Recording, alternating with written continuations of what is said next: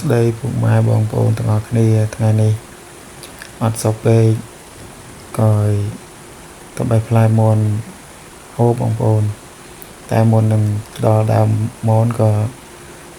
ឲ្យពុកម៉ែបងប្អូនមកមើលទេសភាពតាមដងអូនេះបងប្អូននេះដើររេរនេះមានបងប្អូនមើលរេរមានក្តារមានខ្យងមានខ្សៅអញ្ចឹងបងប្អូន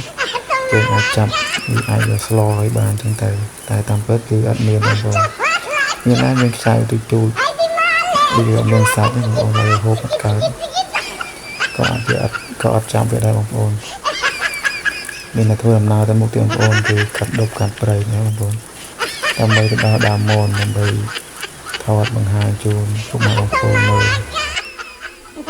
នៅយើងឆ្លងកាត់ដប់រួចហើយបងប្អូនគឺមកដល់កន្លែងនេះគឺស្លាស់ហើយបងប្អូន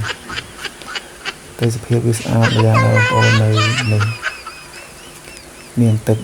អូទឹកជ្រោះវាធ្លាក់មកបងប្អូនលើតែសំឡេងទឹកហូរហ្នឹងអ្នកធ្វើដំណើរបន្តទៀតបងប្អូនទៅដល់ដើមមនបងប្អូនការឆ្លៀតថតហើយក្បែរនឹងជូនពុកម៉ែបងប្អូនមើលលេងកម្សាន្តបើរឹងទឹកបងប្អូនគឺត្រជាក់ណាស់ត្រជាក់ដូចទឹកកកចឹងជាក់ស្រាប់មែនបងប្អូនសឹងតែចង់ចោះមួយតើបងប្អូនតែអត់ហ៊ានចោះអ្នកឯងខ្លាចអត់ហ៊ានចោះនេះដើរតាមមាត់ឆ្នេរបងប្អូនទឹកវិញថ្លាឲ្យកញ្ចក់តែអត់មានត្រីបើមានត្រីគឺអេហ្មងទៅយកទៅស្ទូចដើរបងប្អូនមកដល់កន្លែងនេះគឺចិត្តដល់ផ្ទះគេបងប្អូនតែអត់មានមនុស្សទេភាគច្រើនជនជាតិជប៉ុនគឺអត់ចាញ់ក្រៅផ្ទះបងប្អូនគឺនៅតែក្នុងផ្ទះទេហើយមកដល់កន្លែងនេះគឺឃើញក្នុងថ្មមួយនៅកណ្ដាលអូនេះក៏ឡើងទៅថតជារៀងឡើងសង្ហាបងប្អូនអូនខ្លួនឯងទេបងប្អូន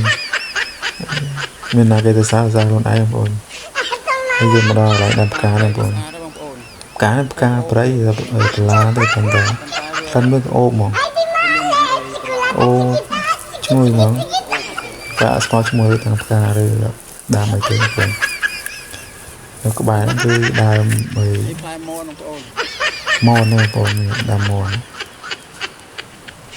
ហើយទុំពេញដើមបងប្អូន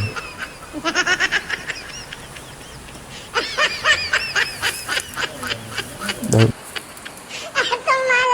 ផ្លែមនបងប្អូនទុំឲ្យដល់ខែទុំ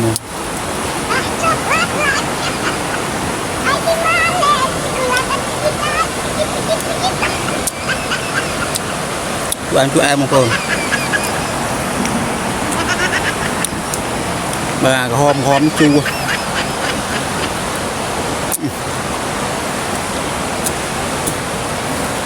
អញមកជួបមួយមើលទេត្រូវបងប្អូន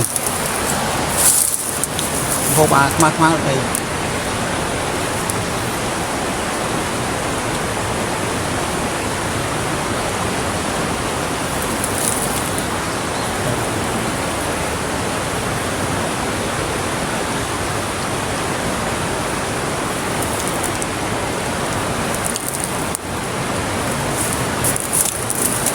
máu của ai mà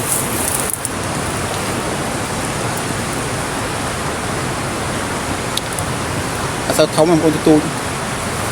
đá mới thống hay là thông rồi mấy đá mới là tôi về